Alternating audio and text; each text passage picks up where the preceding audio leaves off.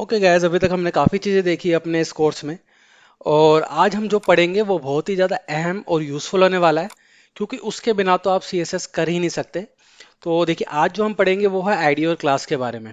और उससे पहले मैं बताना चाहूँगा आपको कि अगर आप अभी तक आपने मेरी प्लेलिस्ट एक्सेस नहीं करी है तो प्लीज़ उसको एक्सेस कर लीजिए, सेव कर लीजिए, बुकमार्क कर लीजिए। तो चलिए आइए स्टार्ट करते हैं। उससे पहले मैं फाइल क्रिएट कर लेता हूँ एचटीएमएल की अपने।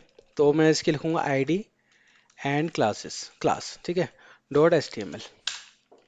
मैं थोड़ा सा इसको जूम कर लेता हूँ और मैं एमिट की मदद से अपना स्टार्टर टेम्पलेट यहाँ पे ऐड कर लेता हूँ और यहाँ पे लिखूंगा मैं आईडी एंड क्लासेस, ठीक है। आईडी एंड क्लास ही लिख देते हैं, ठीक है। सेव किया। ठीक है, जो आईडी और क्लासेस है ना, ये बहुत ही ज़्यादा यूज़फुल है।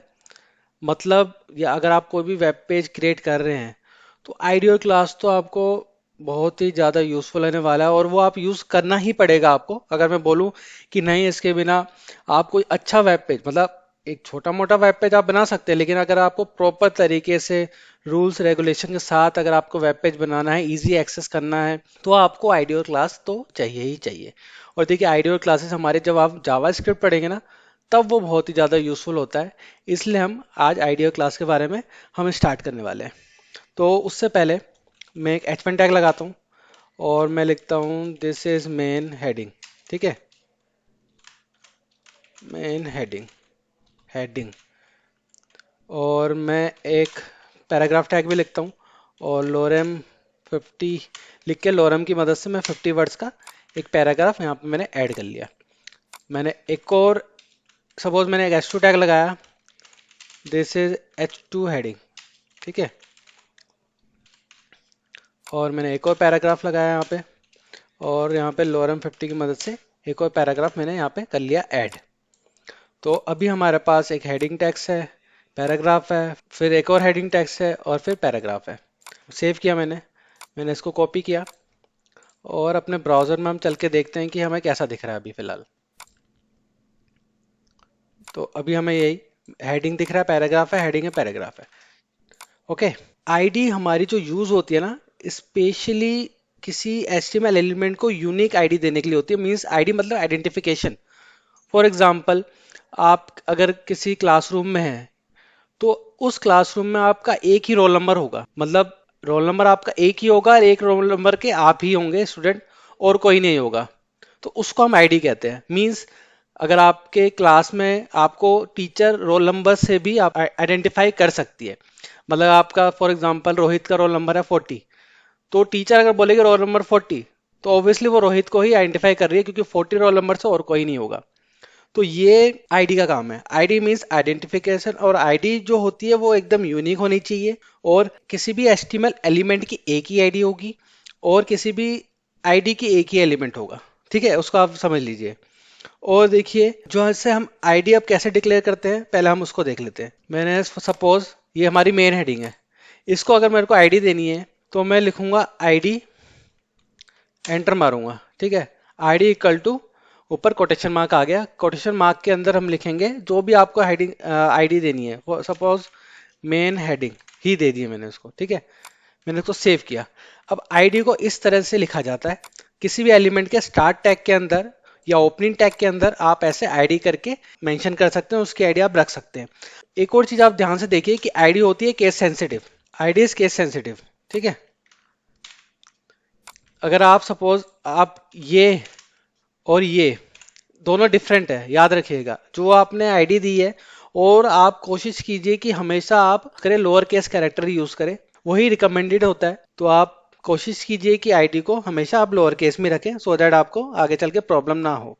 अब आईडी तो मैंने यहाँ पे लिख दिया, बट आईडी के और भी यूजफुल मैं आपको बता देता हूँ। फॉर एग्जाम्पल, मेरे पास एक और H1 टैग है, ठीक है। मैं यहाँ एक और H1 टैग लगाता हूँ, this is another H1 tag, ठीक है। या H1 हेडिंग लिख देता हूँ, ठीक है। अब मैंने आपको बताया था कि तीन तरीके से हम अपने CSS को ऐड कर सकते हैं। अब मैं आपको समझाने के लिए इंटरनल CSS का यूज कर रहा हूँ। तो सपोज मैंने लिखा H1, ठीक है। H1 का मुझे कलर चेंज करना है, मैंने किया रेड। सेव किया मैंने इसको, ठीक है। अब हमारे पास H1 है, एक H1 ये रहा, दिस इज मेन हेडिंग। और ये दूसरा है, this is another H1 heading. मैंने इसको सेव किया और वैसे मैं रिफ्रेश करूंगा तो आप देखिए दोनों का ही कलर चेंज हो गया है। बट अगर मैं चाहता हूं कि नहीं, मुझे ये जो मेरी मेन हेडिंग है सिर्फ उसी का ही कलर चेंज करना है क्योंकि ये मेरी मेन हेडिंग है, तो उसको करने के लिए हमें यूज करना पड़ेगा आईडी और क्लासेस का। सपोज आपके अगर वेब पेज में कोई यूनिक एलिमेंट है और एक ही होने वाला है, सपोज वेब पेज में एक ही नैव बार होता है, दो भी हो सकते हैं but most of the time एक ही नैव बार होता है, तो आप नैव बार को एक आईडी दे सकते हैं क्योंकि एक ही नैव बार होता है, तो उसको आइडेंटिफिकेशन के लिए बहुत ही ज्यादा यूजफुल हो जाता है। ठीक है, अब मैं चाहता हूं कि मेरी जो मेन हेडिंग है सिर्फ उसी का ही कलर चेंज हो, तब कैसे हम रिप्रेजेंट करेंगे? अब एलिमेंट को तो हम जानते हैं कि एलिमेंट का H1 लिख दिया या P को करना है तो यहाँ पे P लिख दिया, लेकिन अगर मैं चाहता हूँ कि आईडी को, मुझे किसी एलिमेंट को आईडी से रिप्रेजेंट करना है या आईडी में CSS लगाना है किसी एलिमेंट के, तो वो कैसे करेंगे? हम लिखेंगे हैश। जो आपका ऊपर जो कीपैड होता है थर्ड नंबर पे शिफ्ट दबा के आप थ्री न्यूमेरिक पैड दबाएंगे तो आपका हैश आ जाएगा, हैश। अब जो मैंने जो हेडिंग में ये आईडी जो लिखी हुई है वो मैं लिखूंगा हैश के जस्ट बाद, कोई स्पेस नहीं देना है उसके बीच में। ठीक है, इस तरीके से हम टारगेट कर सकते हैं अपने CSS में। मैं इसको सेव करूंगा। अभी आप देखिए कि दोनों में ही आपको रेड कलर शो हो रहा है। जैसे ही मैं लेकिन रिफ्रेश करूंगा तो सिर्फ दिस इज मेन हेडिंग में ही हमारा जो है कलर वो चेंज हुआ है। क्यों? क्योंकि हमने यहाँ पे आईडी लगा रखी है और हमने आईडी को ही टारगेट किया हुआ है, हमने पूरे H1 को टारगेट नहीं किया हुआ है। ठीक है, तो मेन काम यही होता है हमारे आईडी का। इस तरह से हम आईडी लिख सकते हैं, आईडी इक्वल टू जो भी आप नेम देना चाहे, डिपेंड्स ऑन यू। और जब भी हम CSS अप्लाई करना चाहें तो हैश फिर आईडी का नाम, उसके बाद आप उसमें जो भी आप प्रॉपर्टी वैल्यू देना चाहें वो आप दे सकते हैं। और आईडी केस सेंसिटिव होता है, ये आप हमेशा याद रखना। अब बारी है हमारे क्लास की। अब क्लास को कैसे रिप्रेजेंट किया जाता है?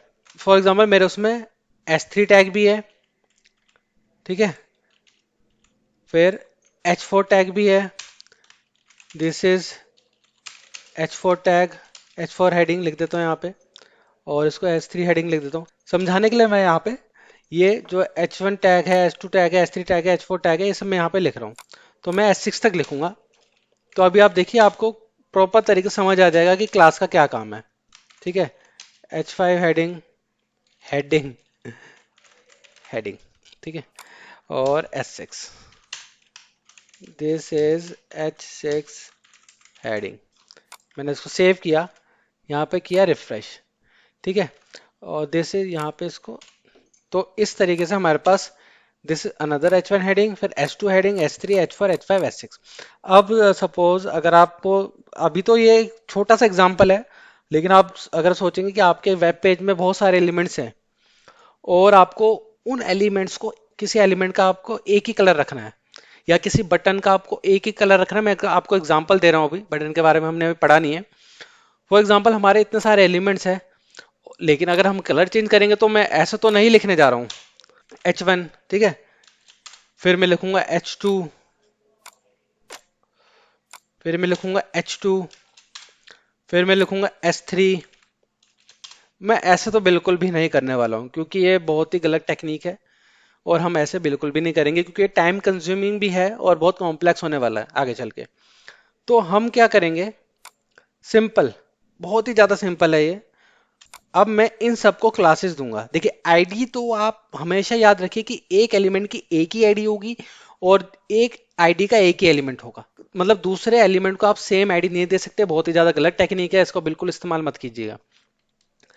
अब मैं चाहता हूं कि इन सबका कलर ग्रीन हो जाए या कोई भी कलर चेंज हो जाए, कोई भी एक कलर हो जाए, तो मैं यहाँ पे उनको दूंगा क्लास। ठीक है, क्लास सपोज मैंने दिया रेड कलर, रेड कलर की क्लास दिया मैंने उसको। ठीक है, और मैंने यहाँ पे, अब देखिए रेड कलर की मैंने क्लास दिया। अब क्लास आईडी को तो हम हैश से मींस टारगेट करते हैं, लेकिन क्लास को हम करते हैं डॉट से। जब भी आपको CSS में टारगेट करना है क्लास को तो आप डॉट लिखेंगे, फिर क्लास का नाम रेड कलर। ठीक है, यहाँ पे रेड कलर था, रेड कलर लिखा। अब इसमें मैं लिखूंगा कलर रेड, ग्रीन करते हैं, इससे पहले रेड किया हुआ है। ठीक है, ग्रीन किया, मैंने इसको सेव किया। सेव करने के बाद देखिए मैंने रिफ्रेश करूंगा तो इसका कलर हो गया ग्रीन। अगर मुझे सबका ही कलर चेंज करना है तो मुझे कुछ नहीं करना है, मुझे हर एक चीज को यहाँ पर टारगेट करके CSS के अंदर नहीं लिखना है H1 का कलर ग्रीन, फिर H2 का कलर ग्रीन, H3 का कलर ग्रीन, H4 का कलर ग्रीन। ऐसा बिल्कुल भी नहीं करना है। सिंपल मेरे को करना है कि ये क्लास रेड कलर मैंने उठाया और मैंने सब में लगा दिया। हमें बस एक ही बार डिफाइन करना है यहाँ पे CSS में, और अपने HTML में हमें सबको क्लास देनी है, सेव करना है। जैसे मैं रिफ्रेश करूंगा तो आप देखिए सबका कलर ग्रीन हो गया है। तो इसका आप देखिए कितना अच्छा यूज है, बहुत ही अच्छा यूज है इसका। कि अगर आपको एक सपोज आपके वेब पेज में बटन्स है, आप चाहते हो कि वेब पेज में बटन्स एक ही तरह से शो हो, बॉर्डर ऐसा होना चाहिए, इतने मार्जिन होना चाहिए, इतनी पैडिंग होनी चाहिए, ऐसा कलर होना चाहिए, विथ इतना होना चाहिए, बॉर्डर रेडियस इतना होना चाहिए, उसके जिसके बारे में हम आगे पढ़ेंगे। लेकिन आप समझ लीजिए एक ही तरह के बटन आप वेब पेज में चाहते हैं, अलग अलग तरह के बटन नहीं चाहते। तो सिंपल एक क्लास डाल लिया है, क्लास के अंदर आपको मार्जिन पैडिंग जो भी आप लिखना है उसको लिख सकते हैं। सिर्फ यहाँ पे उन बटन को या जिस जो भी एलिमेंट को क्लासेस देनी है सेम, और ऑटोमेटिकली यूं आपका चेंज हो जाएगा सारा। तो ये हमारा मेनली था आईडी और क्लास के बारे में। और एक और बहुत ही ज्यादा इंपॉर्टेंट बात है क्लासेस के बारे में। देखिए आईडी तो एक ही नेम होगा आईडी का, लेकिन किसी भी एलिमेंट के क्लासेस आप मल्टीपल क्लासेस उसके अंदर लिख सकते हैं। फॉर एग्जांपल यहाँ पे रेड कलर हो गया, ठीक है। सपोज मैंने बैक कलर दिया, बैक कलर की एक और क्लास दी। आप स्पेस दे दे के आप कितने भी चाहे क्लासेस लिख सकते हैं, class 3, class 4, class 5, this is depends on you. तो आप एक एलिमेंट में मल्टीपल क्लासेस उसमें शो कर सकते हैं, लेकिन आईडी एक ही होगी। अब मुझे हर एक क्लासेस को अगर मैं डिफाइन करूंगा, सपोज मुझे बैकग्राउंड कलर की क्लासेस मैंने यहाँ ऐड करी है, तो मैं यहाँ पे सिंपल लिखूंगा, क्लासेस को डॉट से रिप्रेजेंट करते हैं बैक कलर, ठीक है। अब मैं बैक कलर में बैकग्राउंड कलर इसका रखूंगा बैकग्राउंड कलर, सपोज मैंने रखा हॉट पिंक, ठीक है। सेव किया इसको। अब आप देखिए सिर्फ इस H1 क्लास का बैकग्राउंड कलर भी चेंज हो गया होगा, मीन्स इसका बैकग्राउंड कलर आपको चेंज यहाँ पे दिखेगा। ये देखिए हॉट पिंक कलर यहाँ पे आ चुका है मुझे पता है कि अच्छा नहीं दिख रहा है, but this is only A demonstration, मैं आपको बस समझाने के लिए कर रहा हूँ। ये बिल्कुल भी अच्छा नहीं दिख रहा है, मुझे लग रहा है कि बिल्कुल भी अच्छा नहीं दिख रहा है ये। तो इसमें आप देखिए अब बैक कलर को बाकी मैंने क्लासेस डिफाइन नहीं करी है, जैसे मैं क्लासेस डिफाइन करूंगा उसमें अपने आप CSS ऐड होती रहेगी। अब मैंने बाकियों में क्लासेस नहीं करी, सपोज मैंने बैक कलर अपने S6 में भी लगा दिया, सेव किया, रिफ्रेश किया, तो आप देखिए S6 में भी आ चुका है। तो मैं आशा करता हूं कि आपको अच्छी तरह ये समझ में आ गया होगी कि आईडी का क्या यूज है और क्लासेस का क्या यूज है। एक्चुअल में आईडी एक ही होगी, क्लासेस आप मल्टीपल लगा सकते हैं, और केस सेंसिटिव होता है, इसका आप हमेशा ध्यान रखिए। ठीक है गाइस, तो इस वीडियो में इतना ही गाइस, क्लासेस और आईडी के बारे में। ये बहुत ही ज़्यादा इंपॉर्टेंट है, अगर आपको समझ नहीं आया तो दोबारा इस वीडियो को देखिए, लेकिन ये आपको ज़रूर इसको अच्छी तरह समझना है, ये बहुत ही ज़्यादा इंपॉर्टेंट टॉपिक है। Thank you so much for watching guys, और अब मिलते हैं अपने नेक्स्ट वीडियो में।